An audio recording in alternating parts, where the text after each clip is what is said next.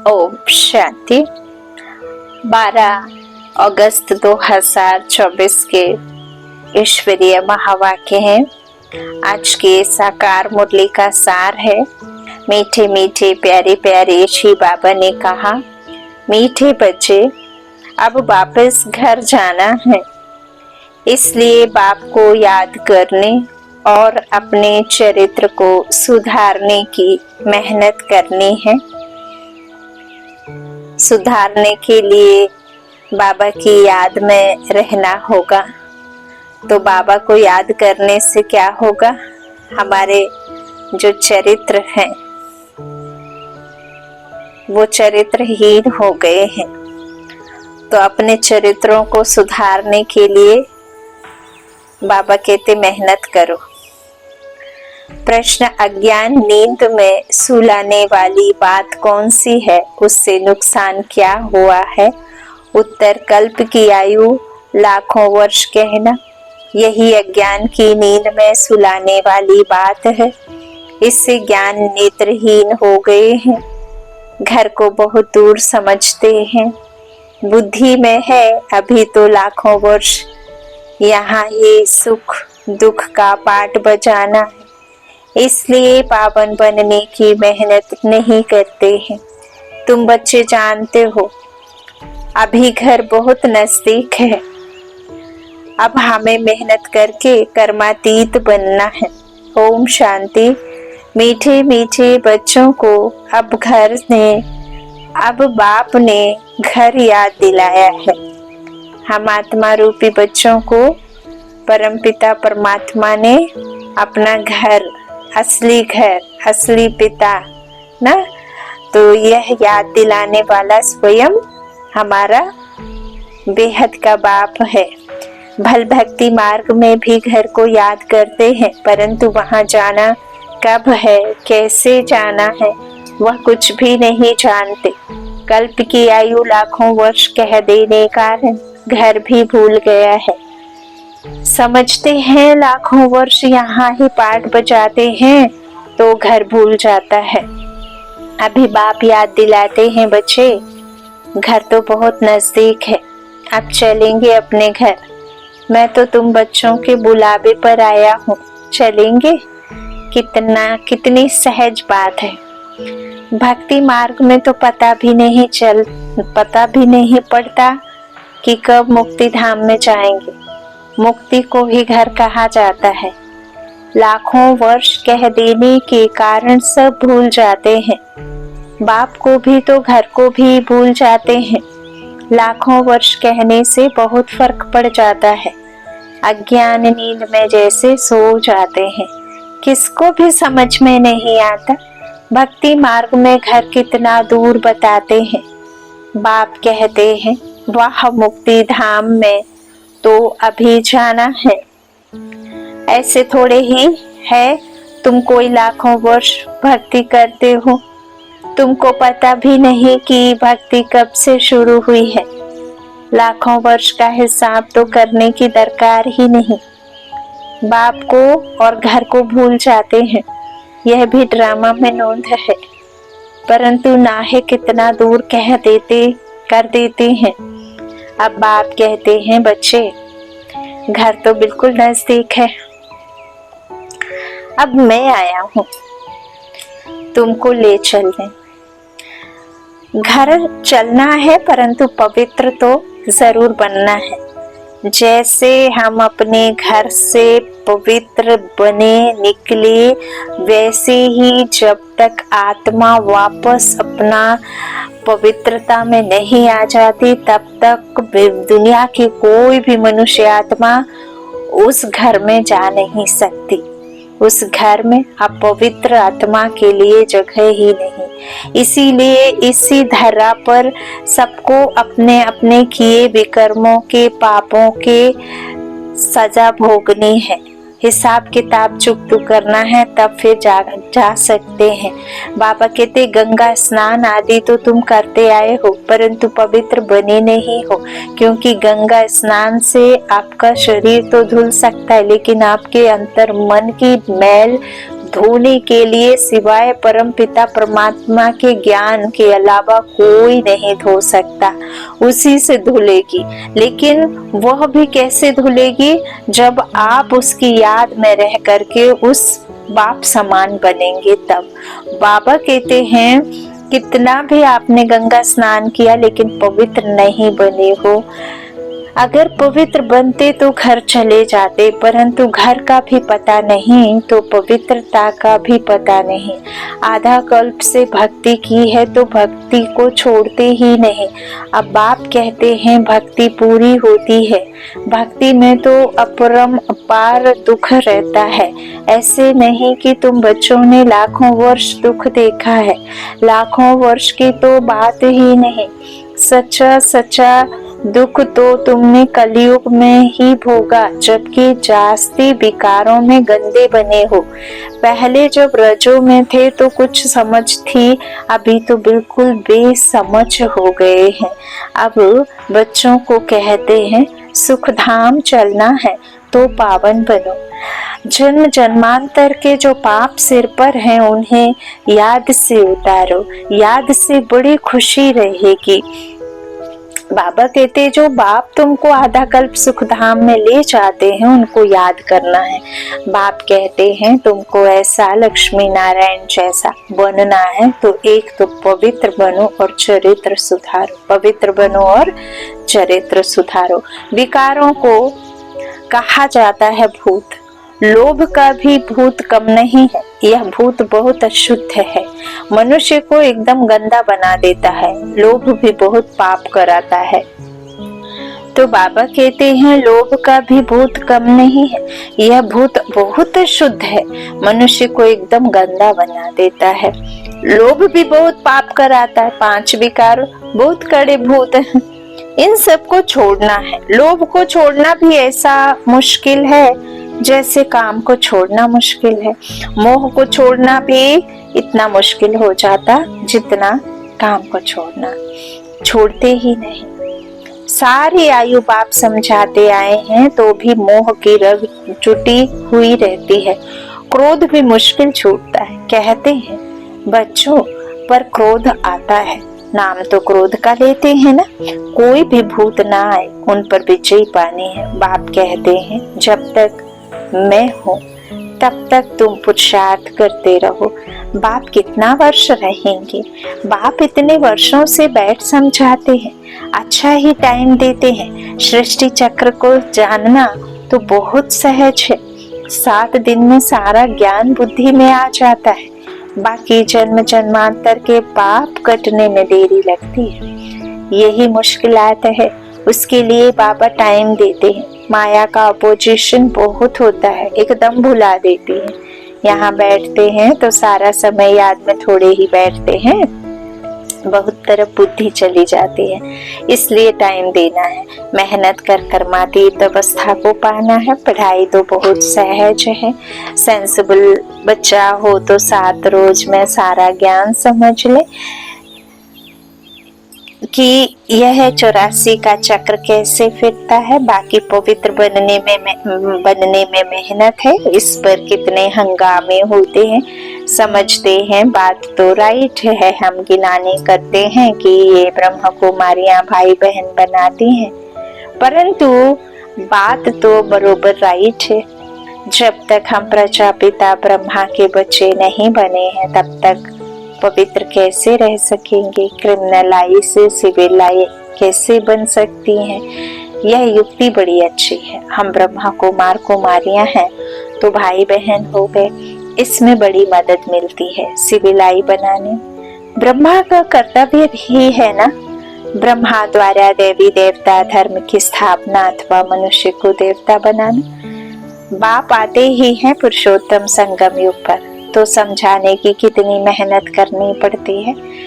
बाप का परिचय देने लिए ही सेंटर्स खोले जाते हैं।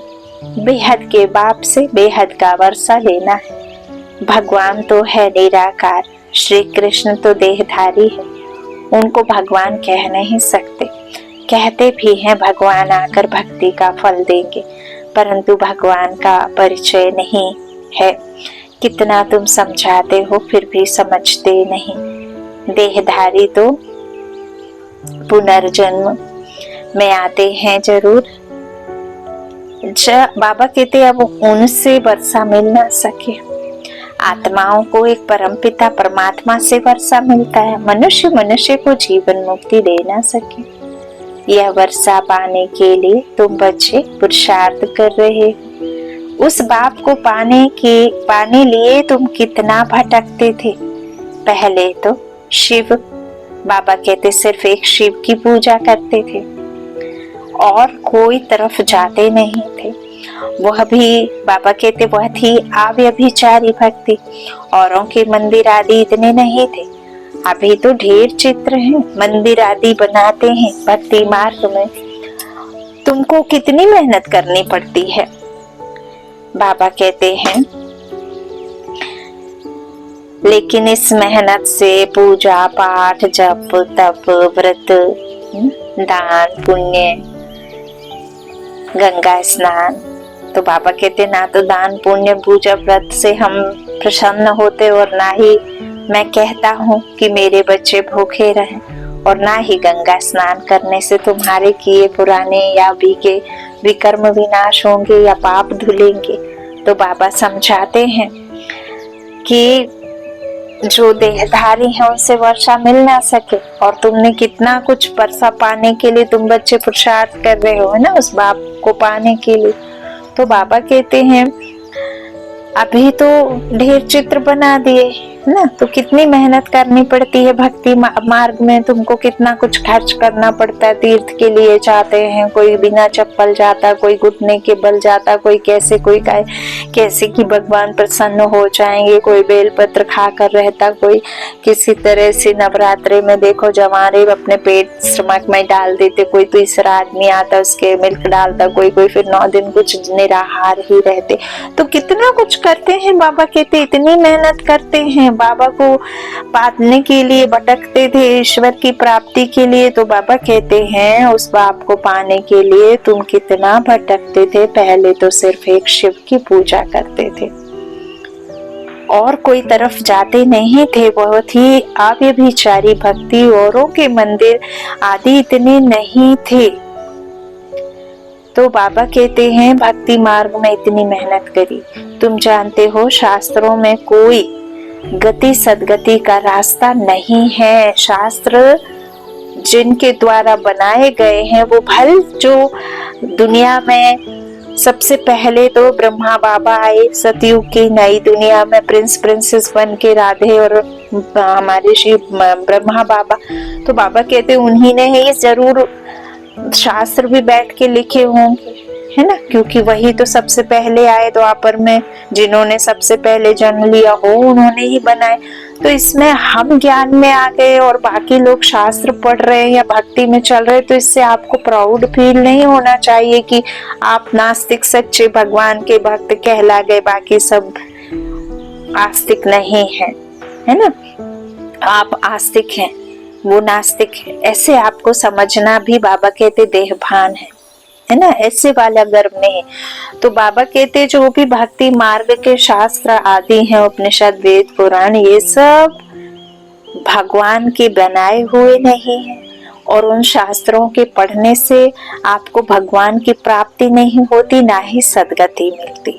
लेकिन जो शास्त्र आदि पढ़ने पढ़ाने वाले हैं उनका जरूर पालना हो रही है, तो एक तरह से वो उनका जॉब है।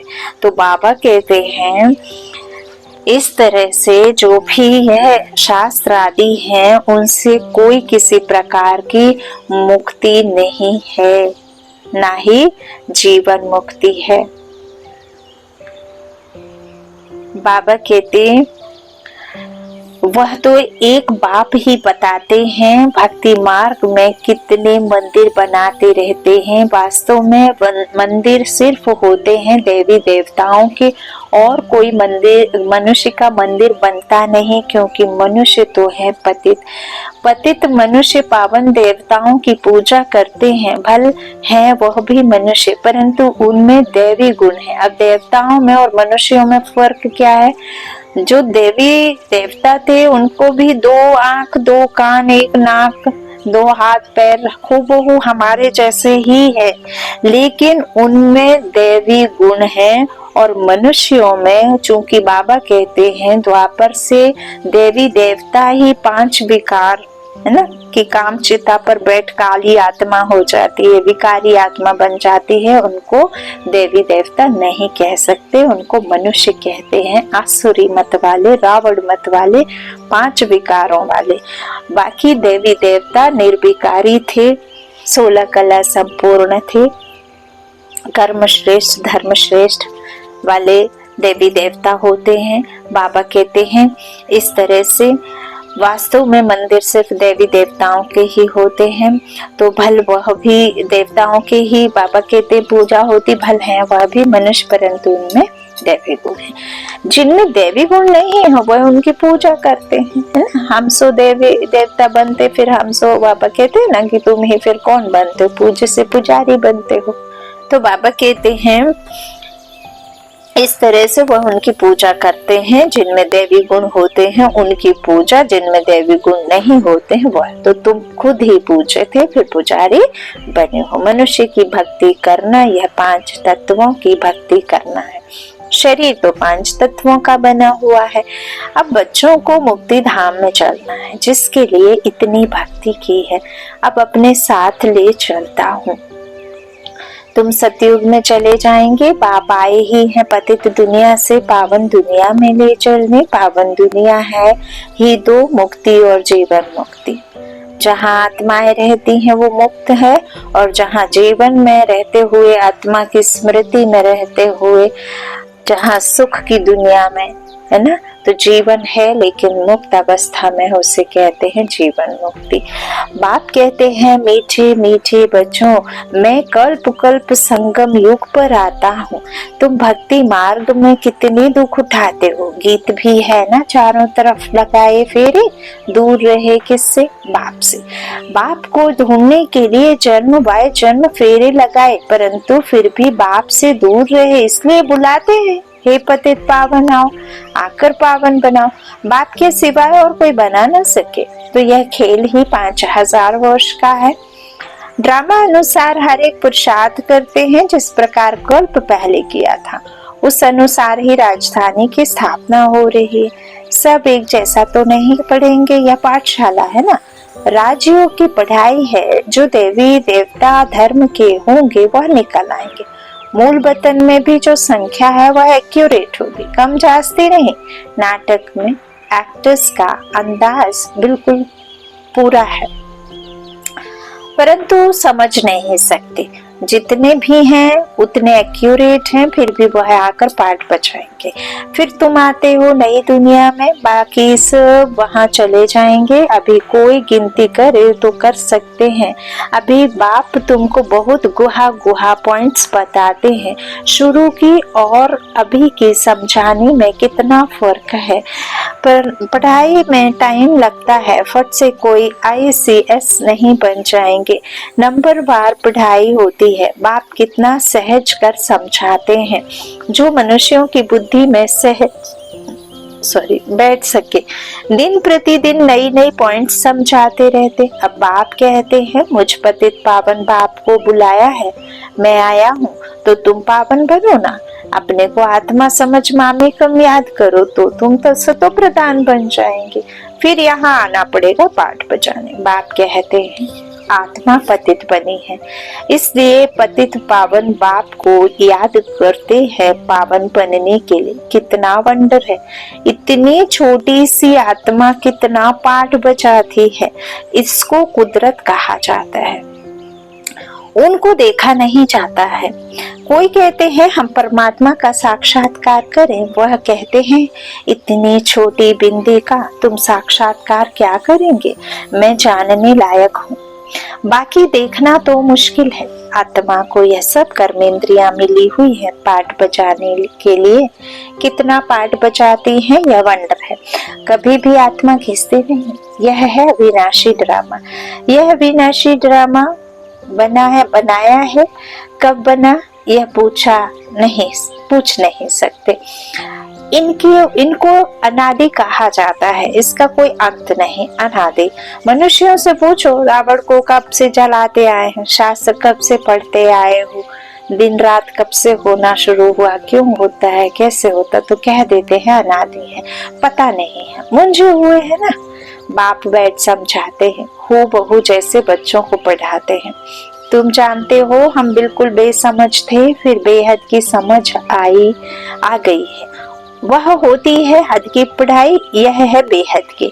आधा कल्प है दिन, आधा कल्प है रात, 21 जन्म तुम रिंचक भी दुख नहीं पा सकते। कहते हैं ना, चल तुम्हारा बाल भी बांका ना हो, कोई दुख दे ना सके, नाम ही है सुख धाम। वहाँ किसी को ना तो दुख हुआ ना दुख देना आता, तो यहाँ तो सुख है नहीं, सिर्फ दुख है तो दुख ही दे दे। मूल बात है पवित्रता की, कैरेक्टर्स अच्छे चाहिए ना। बच्चों को हर बात क्लियर समझाई जाती है, नुकसान और फायदा होता है ना। अभी तो बाप कहते हैं फायदे की बात ही छूटी, अभी तो नुकसान ही नुकसान होने का है, विनाश का समय आ रहा है। उस समय देखना क्या क्या होता है। बरसात नहीं होती है तो अनाज की कितनी महंगाई हो जाती है। भल कितना भी कहते हैं 3 वर्ष के बाद बहुत अनाज होगा, फिर भी अनाज बाहर से मंगाते रहते हैं। ऐसा समय आएगा जो एक दाना भी मिल नहीं सकेगा, इतनी आपदाएं आनी है। इनको ईश्वरीय आपदाएं कहते हैं। बरसात नहीं पड़ी तो अकाल जरूर पड़ेगा। सभी तत्ववादी बिगड़ने वाले हैं। बहुत जगह तो बरसात नुकसान कर देती है, बहुत जगह पड़ती ही नहीं है ना। तो बाबा कहते, तुम बच्चे जानते हो बाप आदि सनातन देवी देवता धर्म की स्थापना कर रहे हैं। तुम्हारी एम ऑब्जेक्ट है यह, फिर से तुम नर से बाबा कहते यह फिर से तुमको नर से नारायण बनाते हैं। यह बेहद का पाठ बेहद का बाप ही पढ़ाते हैं। जो जैसा पढ़ेगा ऐसा पद पाएगा। बाप तो प्रसाद कराते हैं, प्रसाद कम करेंगे तो पद भी कम पाएंगे। टीचर भी स्टूडेंट को समझाएंगे ना। दूसरे को जब आप समान बनाते हैं तब मूल पर मालूम पड़ता है। ये अच्छी रीति पढ़ते और पढ़ाते हैं। मूल है ही याद की यात्रा। सिर पर पापों का बोझा बहुत है, मुझे याद करो तो पाप भस्म हो, यह है रूहानी यात्रा। छोटे बच्चे को भी सिखलाओ कि शिव बाबा को याद करो, उनका भी हक है यह याद करना है। नहीं सिर्फ शिव बाबा को याद करेंगे, मेहनत करने से उनका भी कल्याण हो सकता है। छोटे बच्चों को बताओ कि निराकार शिव बाबा को याद करो, बाबा कहो। बाबा कहते पहले छोटे बच्चों को बिंदी निराकार परमपिता परमात्मा सोल का है ना, सुप्रीम सोल का अर्थ भले ना समझे, लेकिन बाबा कहते मैं तो समझता हूँ ना कि बच्चे मुझे पुकार रहे हैं, छोटे बच्चे ना।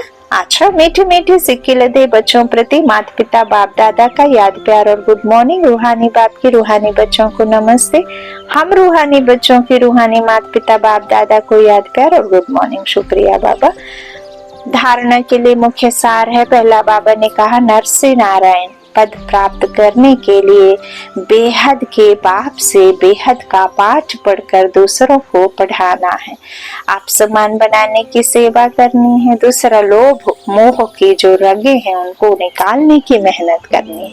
अपने चरित्र को ऐसा सुधारना है जो कोई भूत अंदर प्रवेश होने न पाए। वरदान भगवान और भाग्य की स्मृति से औरों का भी भाग्य बनाने वाले खुशनुमा खुशनसीब भव। अमृत वेले से लेकर रात तक अपने भिन्न भिन्न भाग्य को स्मृति में लाओ और यही गीत गाते रहो, वह मेरा श्रेष्ठ भाग्य। जो भगवान और भाग्य की स्मृति में रहते हैं वही औरों को भाग्यवान बना सकते हैं। ब्राह्मण माना ही सदा भाग्यवान सदा खुशनसीब। किसी की हिम्मत नहीं जो ब्राह्मण आत्मा की खुशी कम कर सके। हर एक खुशनुमा खुशनसीब हो। ब्राह्मण जीवन में खुशी का जाना संभव है। भल शरीर चला जाए लेकिन खुशी जा नहीं सकती। स्लोगन माया के झूले को छोड़ अतीन्द्रिय सुख के झूले में सदा झूलते रहो। माया के झूले को छोड़ अतीन्द्रिय सुख के झूले में सदा झूलते रहो। अच्छा, ओम शांति।